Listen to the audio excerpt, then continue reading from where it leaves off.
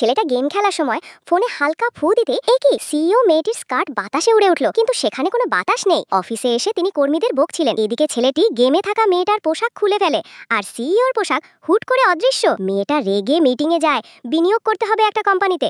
মেয়ে চিন্তিত, কর্মীরা জোরাজুরি করছে। তখনও ছেলেটা গেমের মধ্যে বলে, পাগলি হবে যে এই কাজে বিনিয়োগ করবে। তখনই অবাক ব্যাপার, এই কথাটা সিইওর গলার লকেট থেকে বেরিয়ে এলো। মেয়েটা ভেবেই নিল কোনো শক্তি তাকে সাহায্য করছে। মেয়েটার সাথে সাথে না করে দিল, আর মাত্র 3 মিনিটে কোম্পানি 30 লাখ লসের থেকে বেঁচে গেল। সবাই অবাক। রাতে সিইও সেই শক্তির প্রতি প্রার্থনা করতেই থাকেন, আর তখনই ছেলেটা মজা করে 5 টাকা রিচার্জ করলো, আর সিইওর কোম্পানিতে ঢুকলো পুরো 50 কোটি। সিইও কেঁদে বলল, দেবতা হন বা মানুষ, আপনি সত্যি মহৎ। এদিকে ছেলেটা মজা করে বলল, দেবতা নয়, স্বামী বলে ডাকো না প্লিজ। মেয়েটা লজ্জায় জানালা বন্ধ করে নরম গলায় বলল, ইয়ে স্বামী। পরের দিন থেকে সিইও খোঁজ শুরু করলো, আর জানা গেল এই সেই খাবার ডেলিভারি বয় রাহুল। এদিকে রাহুল নিজের বাড়িতে যেতেই সৎ মা, বড় ভাই সবাই তাকে হেয় করছে। গরিবের মতো উপহার এনেছিস। বাবা বলল, তুই তোর মায়ের পেটে ভুল করে জন্ম নিয়েছিলি, তোর তো দামি কিছু দেওয়ার ক্ষমতা নেই। রাহুল তখন মন খারাপ করে গেমে কথা বলছে।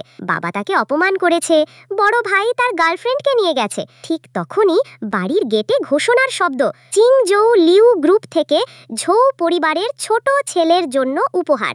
উপহারগুলো দেখে সবাই স্তব্ধ। 50 কোটি টাকার চেক, সমুদ্রের ধারে ভিলা, 10 মিলিয়ন টাকার কার্ড, আর আরো অনেক কিছু। সবাই ভাবলো এটা বড় ভাইয়ের। সিইওর লোকজন বলল, না, এই উপহার শুধুই রাহুলের জন্য। ঝৌ পরিবারের সবাই হতবম্ব।